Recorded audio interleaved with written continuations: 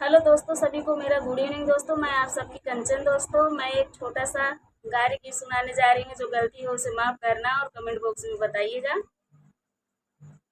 चला ये देवरू तो हर ये सौ के लगन में बियाह करा दी। चला ये देवरू ये सौ के लगन में तो हर बियाह करा दी। तो हई दुल्हनिया देवा दी। तो हई दुल्हनिया देवा दी। दहेज में चैन अंगूठी गड़ियो देवा दी। दहेज में चैन अंगूठी गड़ियो देवा दी। तोहका तोहर छोटकी बहिनियो देवा दी।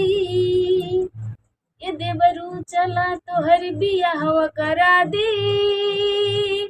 तोहई दुल्हनियो देवा दी।